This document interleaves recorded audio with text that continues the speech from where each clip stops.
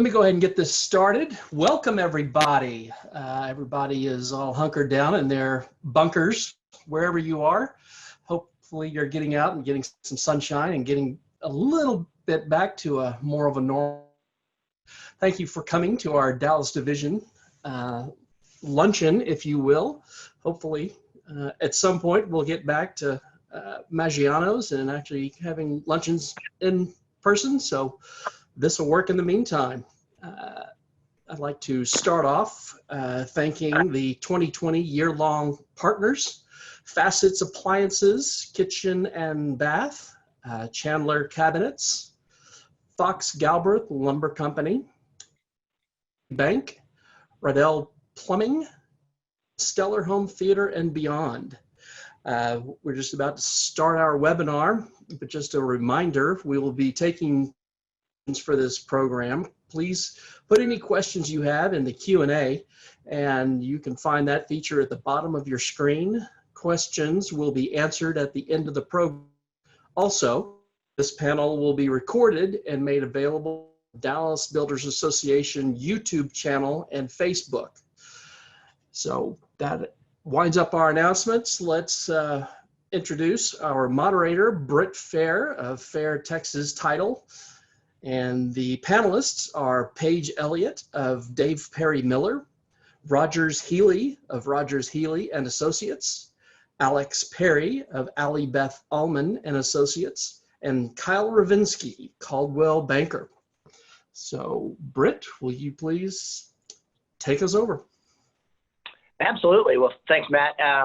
Well, we've got a great panel today, and so and it's also obviously been a very interesting year so far.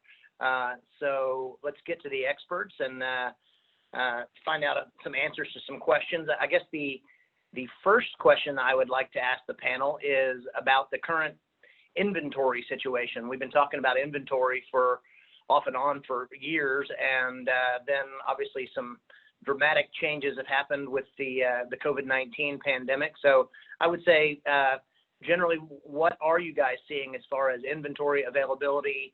You know, here we are, June 4th. What's it looking like across the Dallas metro area? Well, I'll jump in. Hi, everyone.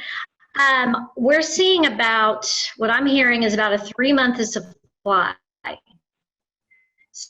So where we had been more of a balanced market, we're kind of leaning towards a little bit of a seller's market. I'm hearing 6 months is usually more of a balanced market, and in most areas we're at about 3 months of supply. So we're very under.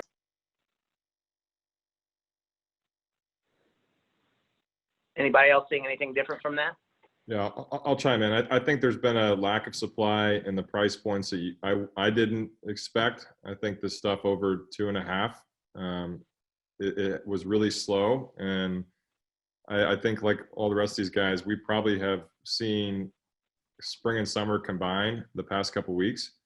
And I think that one thing that was really surprising to me is that the inventory over the luxury price point really for April was, I thought, was really low. So yeah, I mean, that all price points I think across DFW have been holding pretty steady. I thought April was bad, but the luxury price point, from my experience, especially on this side of town, there was definitely a lack of inventory.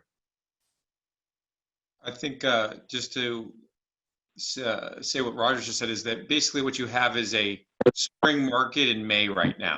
So there was no true spring market. And so what you're seeing is the spring market consolidated into May. I think it'll stretch into June. And I think July 4th is always an interesting time in Dallas because people get out of town. But this year that might not be the case. But I think you're seeing a spring market through May and June, and that you're seeing a lack of inventory and a strong supply.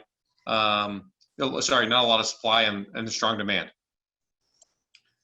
Britt, I had a new listing in Melshire Estates in the $1.8 million range. When I went to go comp it, according to amenities, house is built after 2010 with a pool, over 5,000 square feet on lots less than a half acre. There were only 12 comparable listings in all of Area 11. So it was a very muted market, I would expect. I guess that's a little bit surprising to me on all those answers.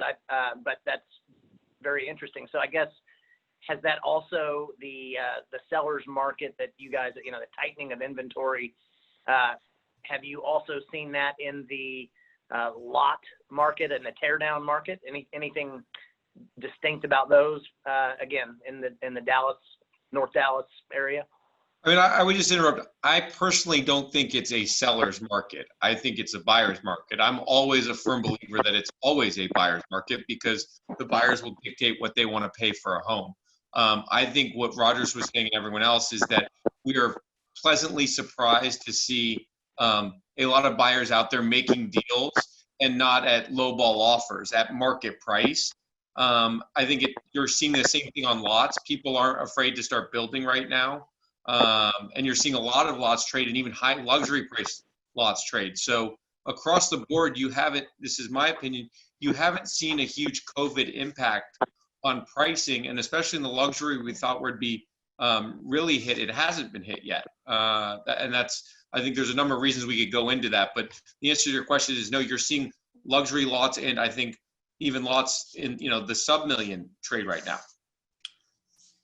The main affection of the lot market right now, Britt, I still think is more from the weather event back in October than it is from COVID. That, created a perceived oversupply of those lots that, are the 0.4 acre lots in the 75230 zip code. And I think both buyers and sellers are kind of sitting on their hands waiting to see who's motivated. And I'll add, I'm sorry, wait, just real quick, Paige. So Kyle, you said perceived oversupply. Does that mean you do not think there is an oversupply? I think there's a bunch of shadow inventory. It's a difficult question to answer because, take it from the moderate to the ultra luxury. If you drive east from Central Expressway, and then you look at the area in 75230 up and down Midbury, Yamini, down to Azalea, Lavendale, and then to Royal Lane, you still see a lot of damage on the ground. Then you head west and get into the Labello Estates area, and it looks nothing like it looked, 6 months ago. And I've seen some movement, but overall, I think the lot values are still in question. Before the tornado, the average 100 by 160 lot in 75230 transacted for a little bit over 650,000. And that's all of 75230. So you're comparing things from Harvest Hill all the way down to Walnut Hill. But I think the number's a little bit lower this year. Okay, Paige, sorry, I didn't mean to cut you off. no worries. So we, two things to address the lot sales. We had 2 lot sales go under contract or sale during the pandemic time period. So builders were still actively out there looking. One was actually a builder, one was actually an end user, and those happened over in Dallas.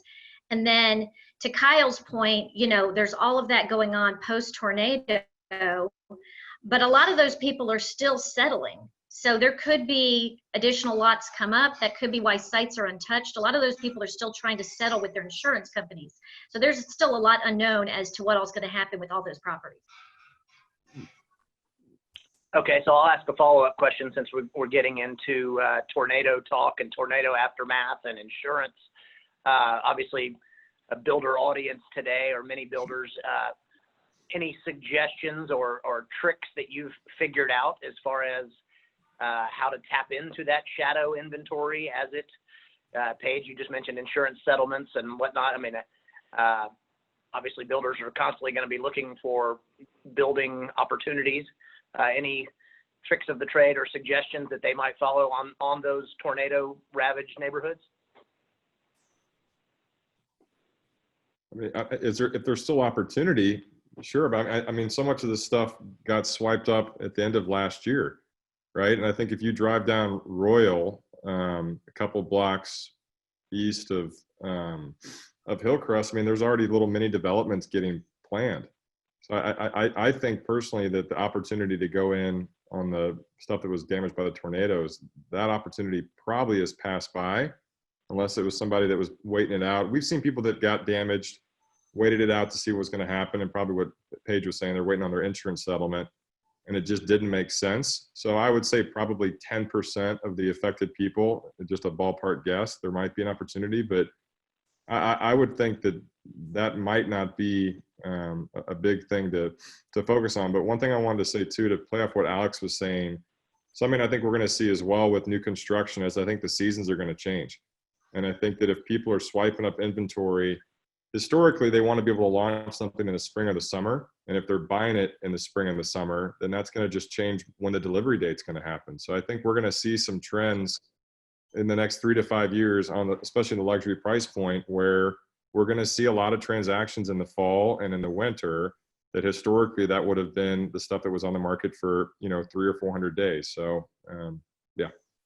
Well, and then talking about the lots and picking up tornado lots, I think it's highly speculative still. We don't know what the market will put as a discount for what we will call, quote unquote, a tornado block or street, right? Those houses haven't been finished yet. But when they are, there are a lot of builders who went in and bought them, I'd say, relatively cheap to what they were pre-tornado. And look, no trees on a street, no trees on a lot. We don't know the overall hit the market's going to dictate on those properties. We'll find out probably in the next 6 months because some of the builders bought those lots. I think what you've seen is those were the ones that you could pick off for 600, 650, 700 were less risky than the ones you're talking about on Palomar, Ursula, Kelsey, et cetera, where they were asking 1.9. I personally think those, and don't want to insult anyone, I think they're 1.3 lots on a good day, because you got to discount it now to the fact of almost a busy street, right? That's the way I look at it.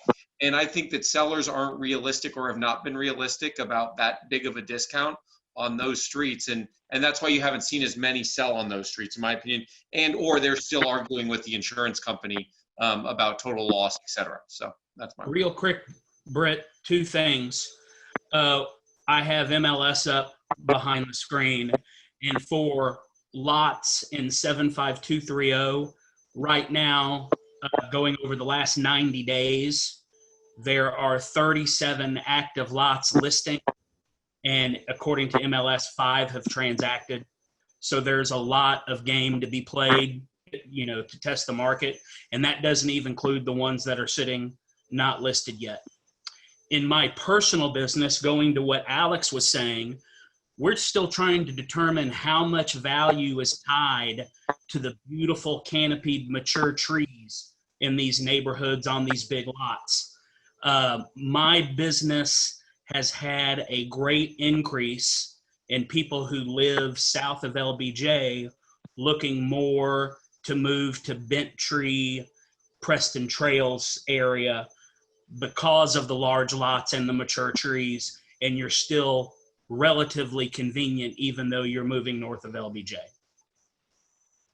Well, and if your numbers, I'm assuming, like I said, your numbers are correct on the supply, and obviously there's still maybe the disconnect that Alex was talking about as far as if there's that many lots that are available, that means that there's a supply and demand, the valuation disparity perhaps that people still trying to figure that out. So, okay, so we'll switch from tornado talk back to COVID talk, and I want to get a feel for how each of you guys have adapted in the COVID world, to showing houses, looking for houses, what technologies are you using? How, from a safety standpoint, how have you changed your business in light of this COVID world, both on the buyer side and on the seller side? Paige, you want to start?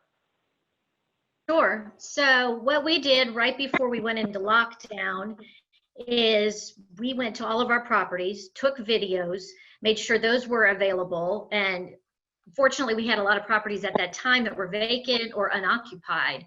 So we were able to keep those open as agents were able to show, but we brought in a lot of video. We had floor plans done.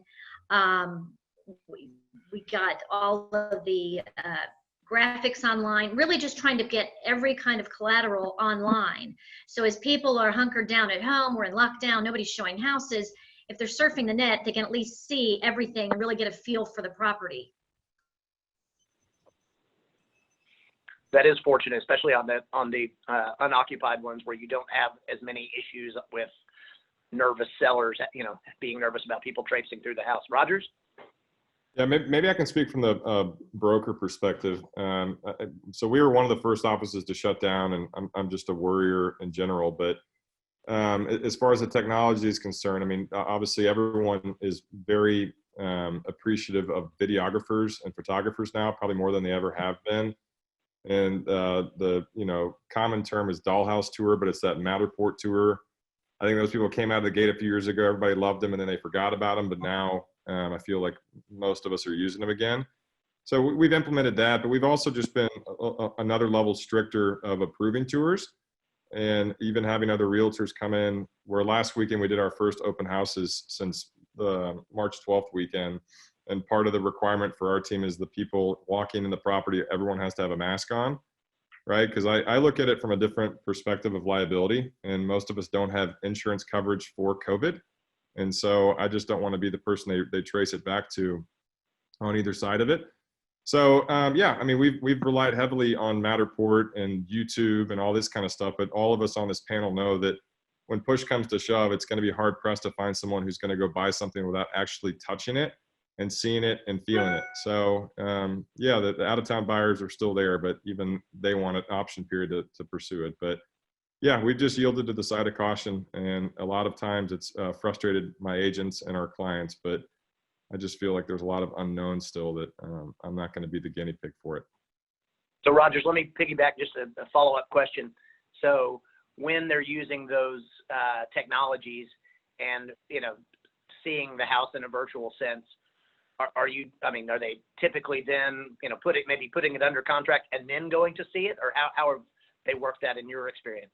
I think, okay, from a realtor perspective, it depends who we're representing. If you're representing a seller, we're going to probably encourage them, hey, you probably want them to go see the property before they go and tie it up under contract and, add a stigma to it. But if it's a buyer, hey, that's why you got the option period. You can terminate because you don't like the smell of the grass, So I think it just depends on what side of the table you're on. But we are seeing people submit offers without seeing the property. But if any of us have been the listing agent or even an owner on that, you can't really sleep at night knowing that they haven't seen it. And then they pop up like, you didn't tell me it was on a busy corner, and that camera you used was wide angle camera. It's like, yeah, because I'm a listing agent, So yeah, yes and no, but I think that it's still going to come down to people actually touring the property. And I think the month of April for us, last thing I'll say, was the month of fear, like just where there's so much we didn't know, where I think a lot of people didn't want to get out if they didn't have to, right? But then it led to us having an influx of business in May and June, because when they can't get out and do anything, they're on their freaking cell phones, and all of a sudden they're on either a dating app or a real estate site, and next thing you know, they want to sell their house and move. Alex, how about you? Anything technology-wise that you have done differently on the whether with buyers or sellers? No, I mean, I kind of actually went the opposite way. I obviously love direct contact. It's something I embrace and love. And I think Rogers kind of hit on it. A lot of the technology you're talking about, it existed prior to COVID, right? It wasn't like all of a sudden this was this new technology. It aided in what we did, but I kind of lean to all the FaceTime calls and all that stuff. It's not great for our business, because the two contracts I lost were because they were FaceTime buyers who wanted to see it in person. I've always said you need to see a house in person, feel it, know it to really buy it. So really what I concentrated in that time frame was picking up the phone, and most people wanted to know, hey, what's going on in the market, right? What's really happening? What's going on the ground? And I also kind of took that on to, I called lenders, I called insurance companies, I called commercial real estate, I called people where I wanted to be educated as well. So I said, if I want this, my guess is people want it too from their residential agent. And so I proactively just started calling clients, telling them what I was seeing. And the truth is, I've been shocked about how quickly the market kind of turned. Like, no one was really doing anything in March. and sitting around. And I do think that having, tours of homes, they can see it so that when this lifted, they could decide quickly what they wanted to see. But technology makes our job easier. I love the fact that my clients, my buyers want to see 2 or 3 homes and not 20. Because 10 years ago, technology didn't allow the buyer to do a lot of the research they already can do and see. So it just narrows the list, and then it makes, buyers more knowledgeable when you go to show. And sometimes it makes sellers more knowledgeable as well in what they should be getting on for their property. So I, again, went back to the basics. Yeah. Kyle, Brett, any my luxury technologies on- listing have been frustrating in late March, all of April, early May. I would get a showing request on one of the houses. I'd call the house to say, hey, let me bring this prospect by. And the seller would say, I'm in my home office. My husband is in his home office. My 3 kids are homeschooling. We've got nowhere to go. We can't leave to let the house be shown. So relationships with builders and new construction homes have been a dream, because those houses are vacant, they're clean. I can go in with my clean protocol. I have masks and gloves for all of my clients if they need them. And it turns into, I can see this house in pictures, or I can see this house in person, and it gives a great advantage to the builder. Yeah, it seems like they've had an advantage now, whether that's dissipating over the, as Alex said, it seems like the panic in the market seems to have gone away somewhat. So maybe that advantage is going away, but certainly, to whatever degree there is panic, going into a vacant house is much more peace of mind than, for all the parties, than going into one where it's currently being lived in. So let's talk about virtual closings for a moment. I'm in the title business and obviously in the closing world. How virtual have the closings been during this period, and have you noticed changes in your closings from the 1st of April to now the 1st of June? Alex, I guess I haven't started with you yet, so I'll start with you this time. Well, I mean, I would say, agents at closing are really only there for, moral support anyways. Usually, right, we've looked over the docs, seen the HUD, et cetera, all the important stuff before then. So to me, it hasn't been a change, a big change. A lot of the title companies have relaxed a little bit on notarized items, et cetera. So to me, it's been fine. I will go back that it's again, everyone's getting more comfortable, but up until about a week or 2 ago, I told my clients, you better be excited to go to closing, not nervous to go to closing. Because if you're nervous, we're not going to end up at closing. So that was kind of the coaching I did from the get-go. And so I had more success with that, where people weren't nervous. They're excited to buy their home. They weren't getting freaked out. And I think the stock market obviously has a lot to do with that. When you have huge volatility, that's going to scare anybody. So I just think there's an overall calming effect that's going on right now. And with that, title companies do a great job of communicating, hey, this is what we're going to do. This is what it's going to look like. We're going to come out to your car, or we'll come meet you.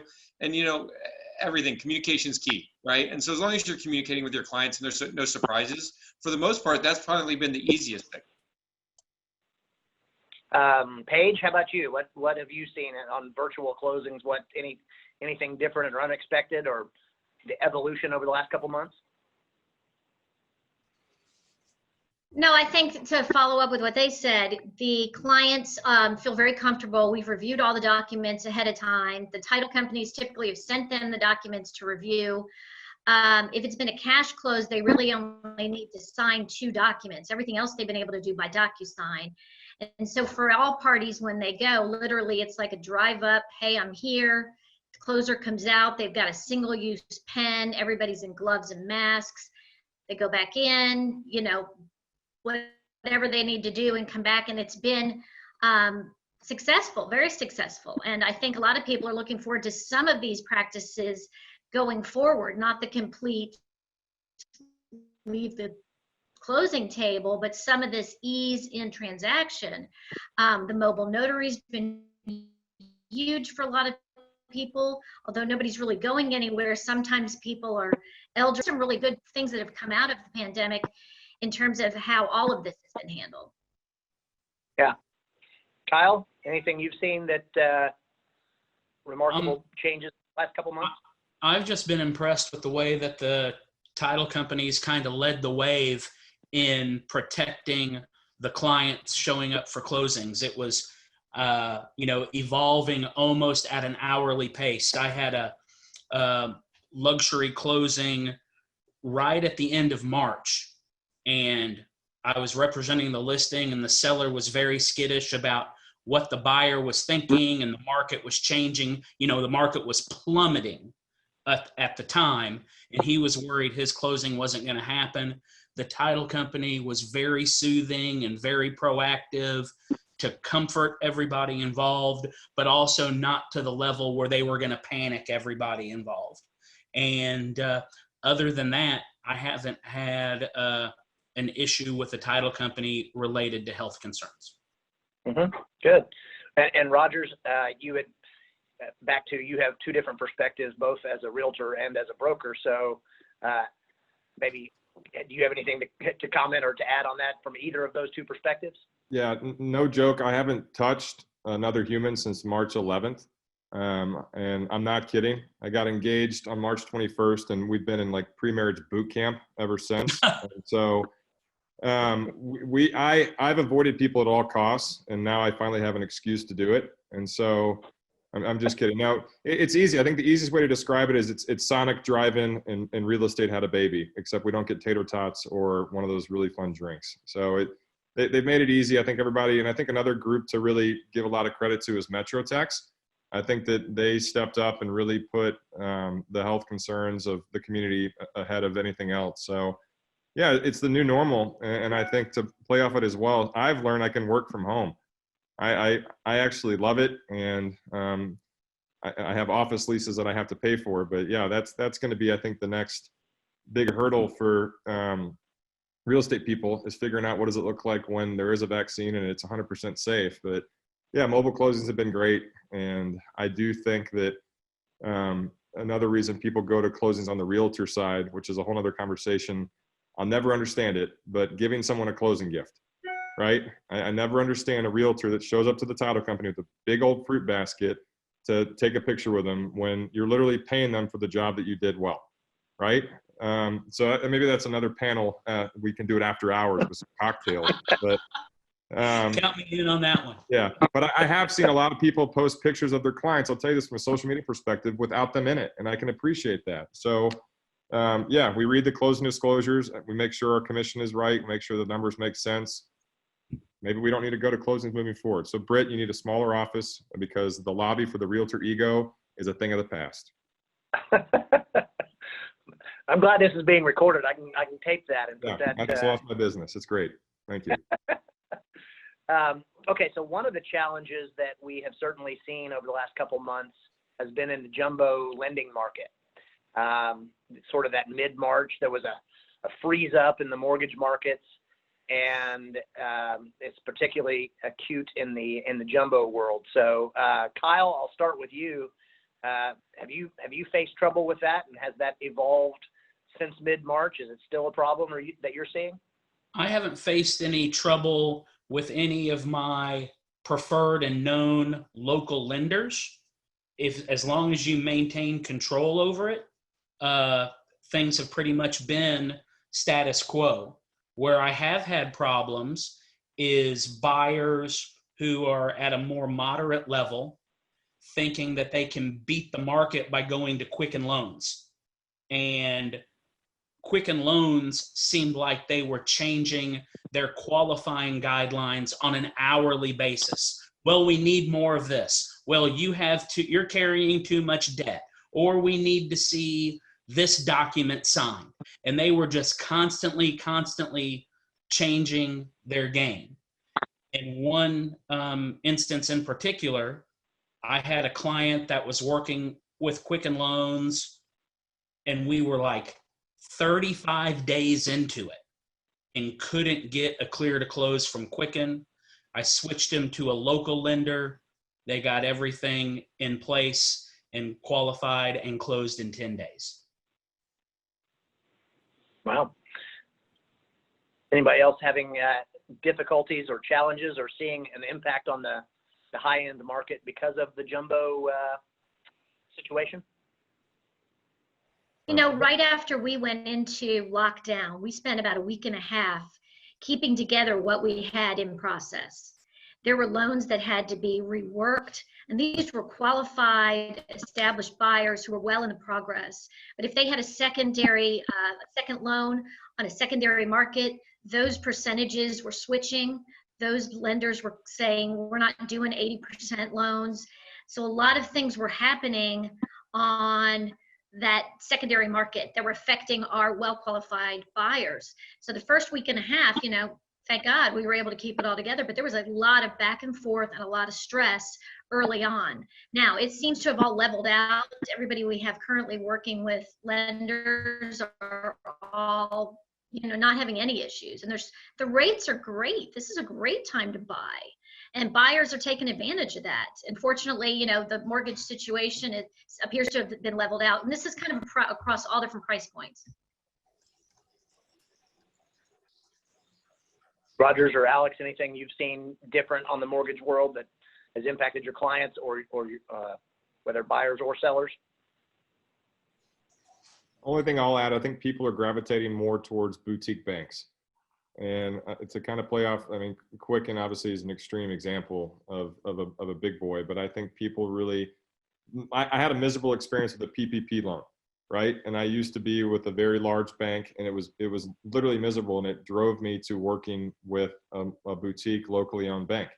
I think people are going to have the same experience when they're trying to get approved for a loan, whether the qualifications or the qualifications are changing or not. At the end of the day, it's just not a fun process, even if you're saving a quarter of a point. So I do think we're going to see the rise of small banks, you know, legitimately fighting against, you know, the 800-pound gorillas in the fight. And I do think that the stock market is also going to be a big part of it. You know, obviously people, it still is a roller coaster. Another 2 million people file unemployment last week, and the stock market still goes up. What? That makes no sense to me. So I think people that have their body in the cookie jar, eventually they're going to get roasted, which is going to make our industry that much more, you know, appealing to them. But yeah, I think that there's some factors that are going to come up. But yeah, interest rates are still low and all price points, and you know that's why we really haven't seen a big slowdown. So Alex, have you had any challenges in the jumbo world? No, I mean, Kyle put it well, right? We have some control when it comes to who our client chooses lenders, or if we represent the seller. You know, before we agree to a contract, we ask the question who the lender is. You know, closing deals is how agents get paid. So it's our job to understand who the lender is and whether they're going to be able to see this through. And I think so many times, if you've been in the business, you know who can get it done and who can't. You know, if a lender says we'll get it done, they'll get it done. I agree with Rogers. I think the small banks perform in a way more efficient manner than the big banks. The big banks tend to promise you the world and then start changing things and get closer because they have you in bed, basically. That being said, some of the big banks do come through. For even on the luxury side, there's private wealth with the big banks, and they make it happen. But at the end of the day, you go with the relationships you have that say they're going to get the deal done, and that's one less thing you hope to worry about going towards closing. Same thing with title. That's why we use the best title companies like your title company and other title companies. We want to concentrate what we do best, let the other people do what they do best. Great, thank you. Okay, so let's shift gears a little bit, talk about schools just briefly.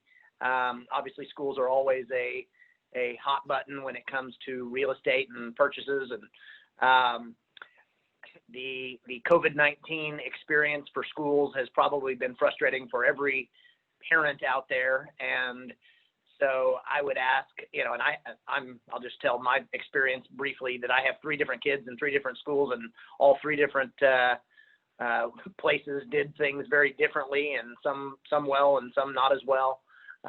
What are you all seeing? Paige, I'll start with you, but what are y'all seeing from a buyer preference perspective when it comes to, you know, are they concerned about, you know, buying in this neighborhood or buying and thinking about that private school or this public school from a COVID-19, remote instruction, those types of things? What's been on the minds of buyers? I know it's only probably a temporary phenomenon, we hope, but it certainly appears to still be a real one going into this fall. So Paige, I'll start with you. Okay, so, and I still have kids in the school district, so it does, I do have a little bit of pulse on this, but I have not had buyers really wanting, I'm making a move because of how this all played out during COVID. That's not to say that that won't happen. It may be, here's what happened this spring. Most of the schools are doing surveys back to their parents on, did this work, didn't this work? And I know there's mixed camps on how that happened in a lot of neighborhoods. Were the private schools doing it better than the public schools? Are we going to do partially online, et cetera, et cetera? I think the buyers, if they're going to make a change, are going to see how that rolls out this fall. So probably when we get more instruction, as maybe come August, you know, here's how fall's going to look. We're going back to campus. We're not going back to campus. You're going to have, you know, more instruction, less instruction, et cetera. I think that might be a decision that may still be yet to be had, because I think this is all just so new. There's definitely been frustration and such, but I haven't seen anybody making that move. And maybe that's just where I am. But I also think too, they don't really know how that's gonna, if it's gonna change. If, you know, what they did this semester is the same thing, or if they're anticipating something else. So I think that that could be something that could impact down the road. And it may also be an issue for relocation buyers, so we can add that to the question too. For Rogers, you have any school impacts as far as the COVID-19 and how that's impacting the transactions that you're contemplating? I think school districts are going to trump everything else. I think they always have. And I think whether they're moving to Plano, Highland Park, Southlake, Colleyville, whatever, I think that personally, we haven't seen a big migration out. I think that there's going to be some interesting situations with high rises and with apartments and even with shared walls. But I mean, I literally moved here from South Texas with my family to go to Highland Park High School. And there was no logic literally other than that. And so I just kind of stand with, I don't have children, I don't think. And I know that people move to the Park Cities for the school district, and they move to Coppell for the school district. They move to Plano for the school. That's not going to change. I think we are going to see people move to neighborhoods that they wouldn't have thought about in the past, that maybe they get a little bit more land, right? And so $1 million south of 635 in a good school district versus north of 635 in a good school district, that's two different animals. And I think people want to be able to go in the backyard and throw a football, but they also want to go to the backyard and get away from their family for a minute.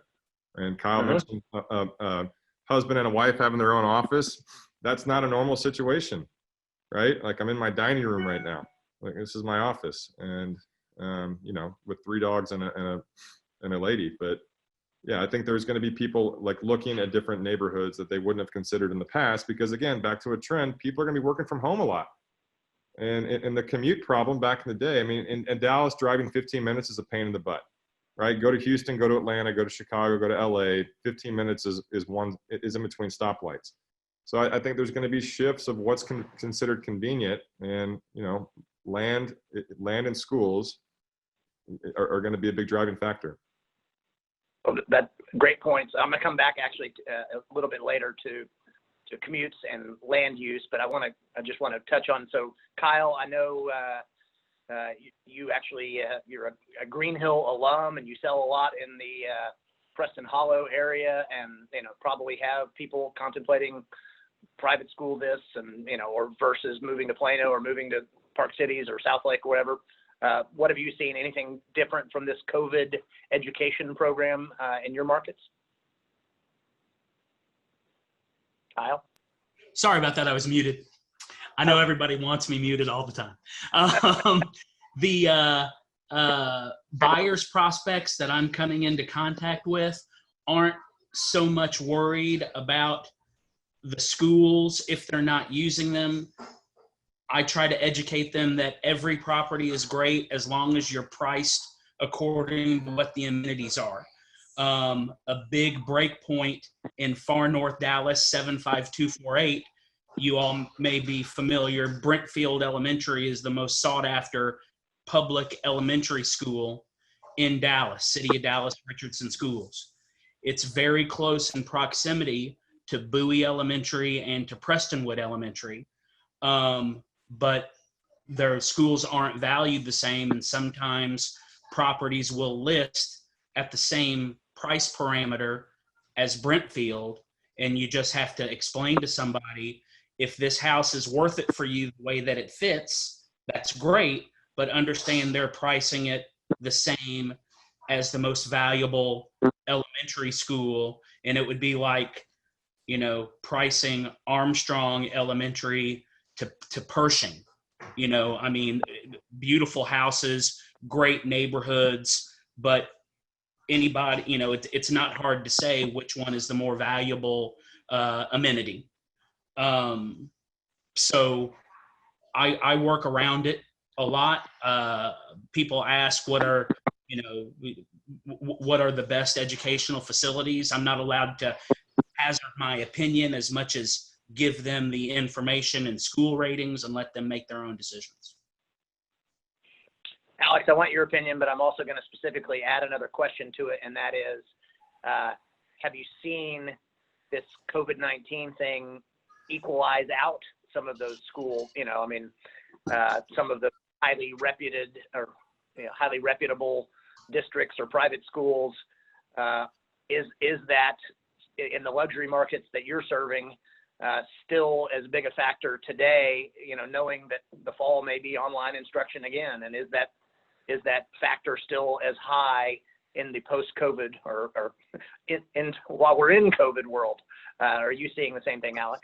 I mean, I think what happened is when the stock market was getting crushed, what you had people doing was putting an onus on public school again, on the Park Cities, where they're saying, well, you know, I was thinking about sending my kid to private school. Well, maybe I won't do that. So let me go either look in the Park Cities or stay in the Park Cities. So it was certainly having an effect, but I think that was more COVID stock market driven than COVID safety driven, in my opinion. I think as a whole, people still want to be in the areas they want to be in. They love certain schools, they love certain districts, some certain neighborhoods. I can, change the question up a little bit to talk about SMU. I do a lot of investment real estate as well. I think it's interesting at first, everyone was a little nervous, and will SMU students be paying their rent, and what does that look like? And, they didn't miss a beat. The funny thing is SMU students went home for a month and then couldn't wait to be back in Dallas away from their parents. I had students saying, "Can I move in early?" And one of my leases, the people wanted out right away. And I said, "All right, I'll put a sign in the yard, and as soon as I can rent it, you can get out." Didn't last 2 hours, at the same price. So I think, and I'm kind of going a little away from your question, but trying not to answer over what everyone else did, is I think the rental market is extremely strong right now because people don't know where they're going. I think schools will always be important, as Roger said, huge drivers. I think people are moving to Dallas a lot of times because of schools. And, quite frankly, this market is fun. It's exciting. Things are happening. And for a month, there wasn't a whole lot going on. And now it's the opposite. I mean, I haven't worked. I mean, I'm always working hard, but I haven't worked as hard as I've done now in my whole career. So it's fun. I embrace it. And anytime you get an advantage, as Kyle gets by knowing every school like the back of his hand, Rogers, everyone on this panel is good at what they do. It's because they just have the knowledge of every little detail that goes with that. Mm-hmm. Which begs the question, how important is school really? I'm a graduate of Champion School of Real Estate, which is way more important than my SMU degree. So I think we just go and we lead kids to real estate school as early on as possible. Hey, I think Rogers just camps outside of Champions and just picks out the ones he thinks is best. They love free pizza. It's amazing. It's funny. The only person on the panel who wants more realtors is the broker on the panel. So I don't know. Just kidding. Yeah. So okay, so I'm gonna go back to Rogers because you brought up something I think important, and that is also in this post-COVID world, or certainly post when it hit our shores, we've changed a lot. You mentioned about office usage and people working from home. So I'm going to sort of take you up on that and start you with this question. And that is, what features have become more popular. You know, I mean, obviously having a strong home Wi-Fi signal and, you know, our home offices, you know, is it important to have 2 home offices in a luxury home? What kind of features are you seeing over the last couple months that have sort of regained prominence or gained prominence for the first time? So I'll lead by saying what Alex said earlier was really smart about how he called his friends in commercial real estate. I think following the trends of real estate in general are really important. And there's a really good page called The Real Deal. It's an Instagram account, which is based out of Manhattan. But right when this happened, everybody with money in Manhattan fled to the Hamptons, right? Or they went to Florida. And I think that then the next thing is today, there was a big class action lawsuit that WeWork is suing over the failed, or they're getting sued over the failed IPO, which that means it's trending towards the open office space probably getting killed, which is probably going to lead to residential real estate where people that like the open floor plan, the living room, the kitchen, the dining room, all within one view, it might shift back more towards, you know, a divided up property. So I think we're going to see stuff like that as well. But I also don't fully remember your question because I think I was about 5 seconds ahead. So I'm going to pass the mic, or I'm going to try to save myself here. So what was the question again? You can jump back in also. The Yeah. question is like amenities, you know, home offices. Oh yeah, okay, sorry. Yeah, I think home offices, and I think the stuff that we saw fade away, whether it's a media room or a formal dining room, I think people are actually going to want that because, like with what I was saying, I'm literally working out of my dining room, which means the thought of eating here makes me feel disgusted because it's going to remind me of work. So yeah, high speed internet, you know, a big backyard and enough room to where you feel safe, but you also have a neighborhood feel. Those are never going to change, but I do think there's going to be a shift more towards the old traditional layout of a property with designated. So what we're seeing, so what we're seeing across all price points is that these buyers do want either a designated study or a bedroom that can be used as a study. Kind of to Roger's point, they need some place that they can step away, make a phone call, do some work, whether all the time or in another, you know, God forbid, wave of pandemic. So they do want that space coming in. I'm still hearing they still kind of like that open space, but as long as they have somewhere to step away to study, then that's definitely going to come up on the list. We're still seeing they want exterior amenities, be it a larger yard, a patio, some kind of outdoor space.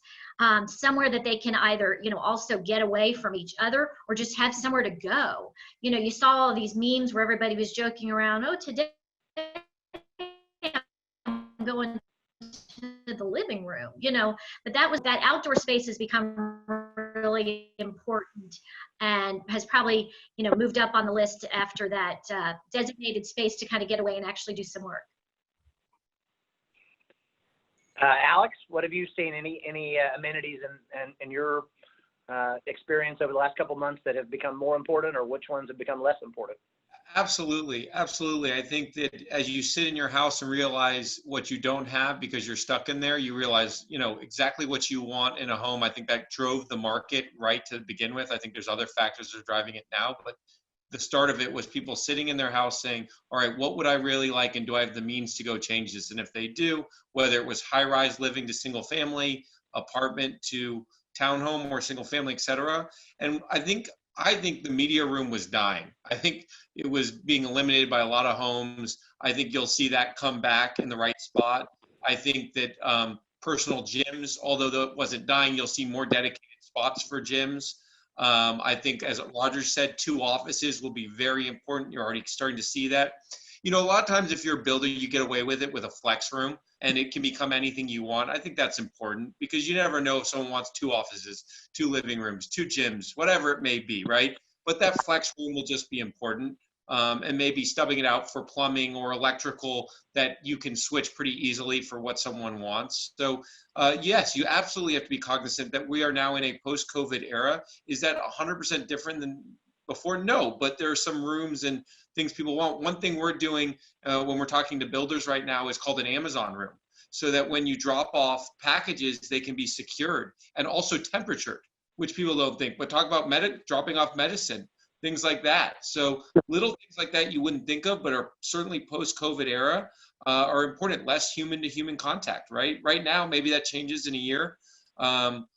when when they come up with a vaccine. But right now, it's certainly on the forefront of everyone's minds. And I say that kind of in a parting way because I apologize, but I've got to run to a 1 o'clock final inspection. But I appreciate everyone's time, and I think the panel was awesome. Everyone has great different points of view. And Britt, thank you for all you do for everyone. Your market updates, honestly, are so real and true. I appreciate it. Honestly, they're great for the community and all of us.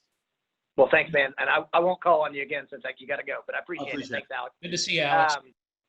Kyle, what are you seeing from an amenity standpoint in this post-COVID world that we're in? It's like I'm working with am I on? Yeah, it's like I'm working with Rogers. I have a client right now that says spouse 1 needs an office. Spouse 2 needs an office. The kids need a classroom, a Zoom classroom. Then we need a 4th area that doesn't remind us of our work school area because we're so frustrated in our work school area that we need a relax room. So, it was funny. 10 years ago, I remember saying 2 living areas doesn't cut it anymore. Now I'm saying 3 living areas doesn't cut it anymore. You need to have 2 offices, a classroom, and then a playroom, game room that is like an escape from the other spaces. And if we're playing under a scenario where this, you hear it crammed down our throat dozens of times a day, this is the new normal, which I don't think it's the new normal. But if people want a level of comfort and confidence in their move-up house, the main consideration is a 4 living area house at the luxury level. Okay, and so Kyle, I have a follow-up question for you since I know you sell a lot in North Dallas, and that you mentioned tornado earlier. Have you heard any? We don't say tornado; we say weather event. Sorry, weather event. But have you heard any requests for shelter? Whatever that looks like, safe rooms, or has that already passed since that was in October? Not specifically. I remember there was a big move in 2005 to 2007. A builder would tout that they had a Kevlar lined safe room. Usually it was an under the staircase kind of closet conversion where they would put Kevlar along the walls, and they would call that the tornado room or the safe room. I haven't had any clients ask for that specifically. I think that could easily be a retrofitted item at the buyer's request. I don't necessarily know. People love to ask me, Kyle, I have $15,000 to throw at my house. What's going to be the main thing I do that's going to get me a higher sale price? I don't think Kevlar safe room is that item. It's definitely just a personal taste related to a family's peace of mind. Okay.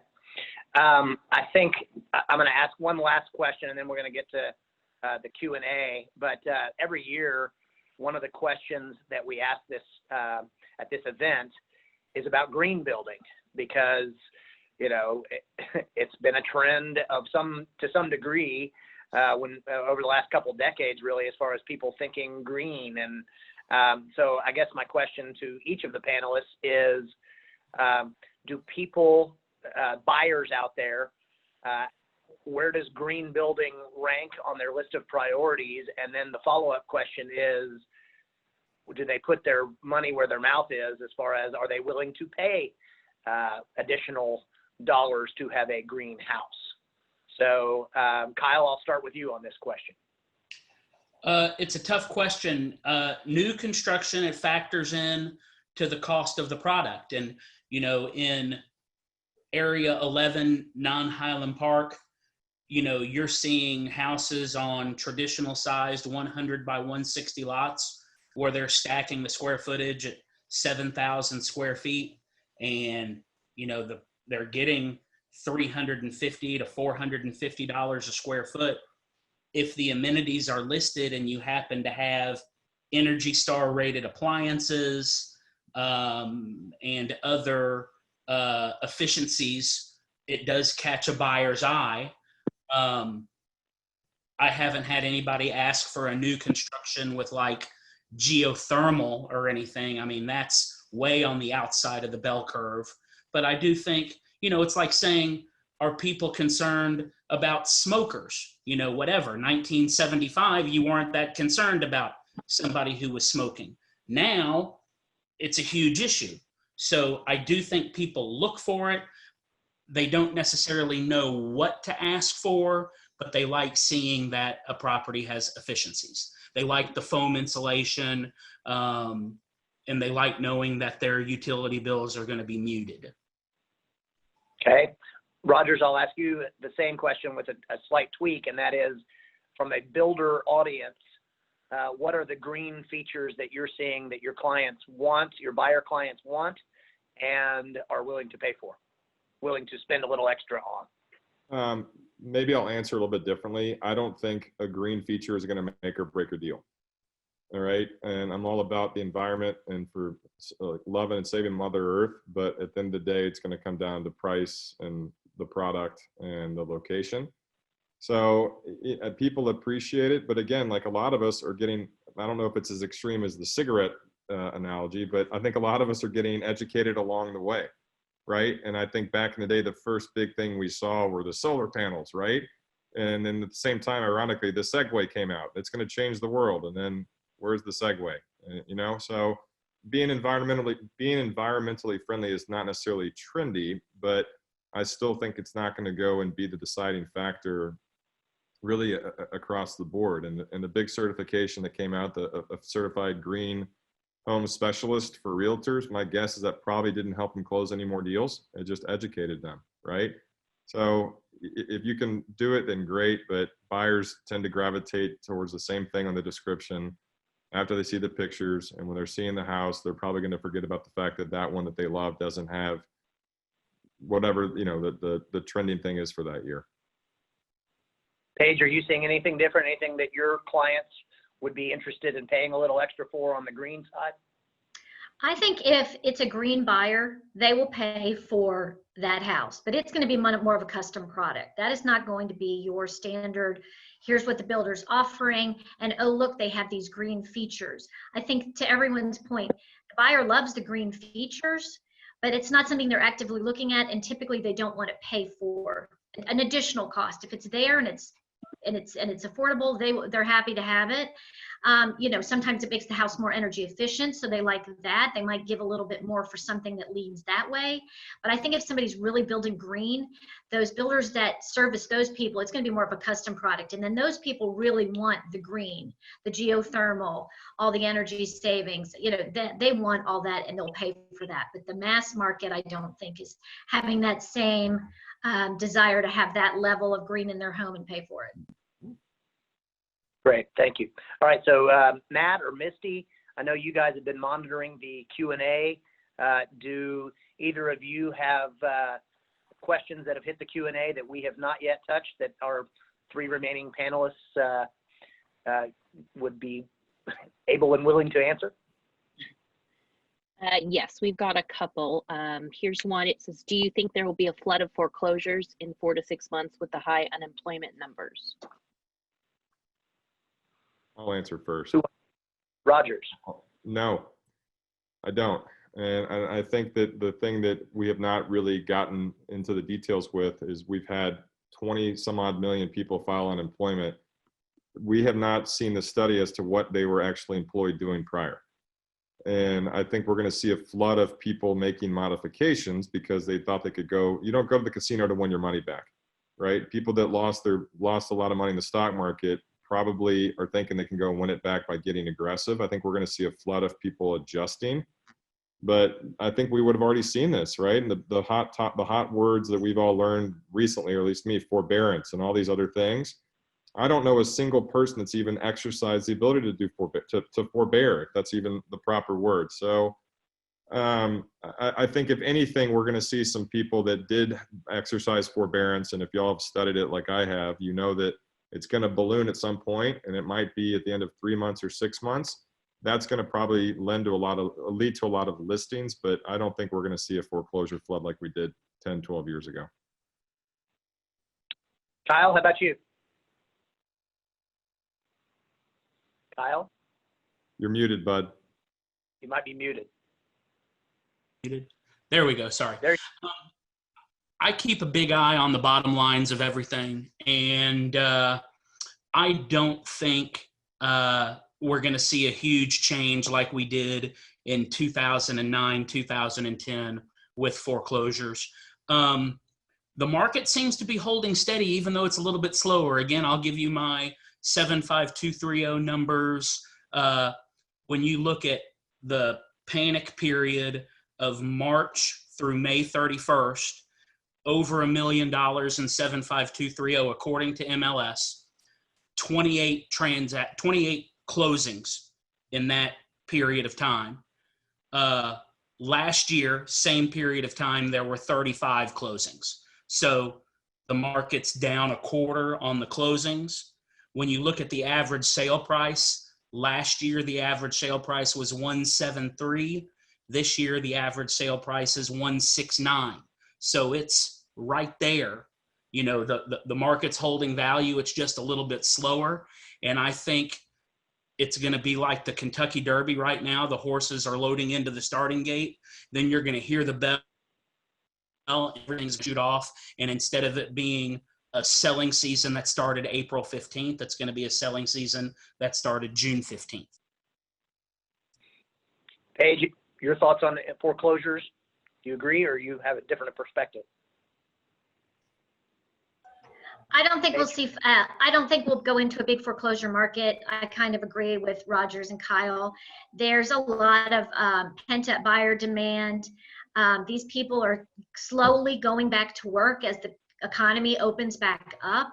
We're still, unfortunately, with a high level of people with unemployment, but I think how that may immediately be impacted is those people may not be buying a house today, but those people are not necessarily going into foreclosure. So I don't think we have in the past. Okay. One other Misty, you said, oh, go ahead. real quick, I just want to say, I do think that there's an issue. I have some clients that hold a lot of investment properties that they use as Airbnbs, and they have asked me to start selling those properties off. I think they're having a difficult time related to a COVID change where people are excited about renting a one-off property. So that might be a different market at a different level. Okay, Misty, you said we had one other question that you wanted to get out there. Yes, it says, I've heard that conventional loan limit for our area is going up. What are your thoughts? Conventional loan limit changes. Any of our realtor panelists familiar with that? Like, do we about the speculation of it, or have the modifications been made? I don't think that I don't know that they've been made, not in No. the last couple. I've got a really hard time thinking that's going to happen.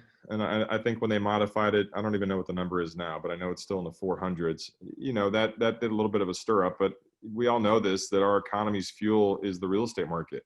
And most first-time home buyers, if they're borrowing money, are going to do a conventionally financed loan. And so why would we, you know, prevent them from being able to do so? And no matter who's in office, we're always going to know that, you know, we're going to be able to stimulate the economy with home buyers. So I don't see those rates changing. We did see, you know, and again, a month and a half ago, there were some banks that literally just stopped taking applications for loans.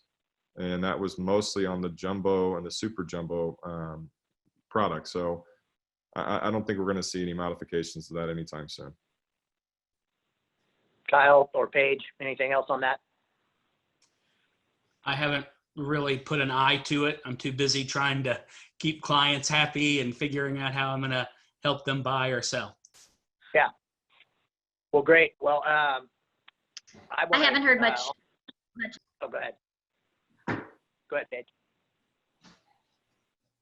Nothing. Okay. All right. Well, on behalf of the Builders Association, I want to thank the panelists, Paige and Rogers and Kyle and Alex. They have done a great job today answering these questions and giving us a flavor of the market, and hopefully everybody on the Zoom call has enjoyed that and gotten something out of it. Misty, I'm not sure, or Matt, if there's additional business left on the call. I know there was a question earlier about whether this is being recorded, and I do know that that is being recorded. Ooh. Are there any other, maybe Misty, you could answer how they access that. Is that going to be on the Builder Association website, or any other final items from the Builder Association? Yes, we will have the recording on our YouTube channel. Should be up tomorrow afternoon, and we'll also have links to it on our social media platforms. Wonderful. Anything else on before we adjourn the call, Misty? Nope, we're I guess set to not. go. Okay. Let's go. Well, thanks everybody. Thanks you guys. all. Bye, thank All right. you.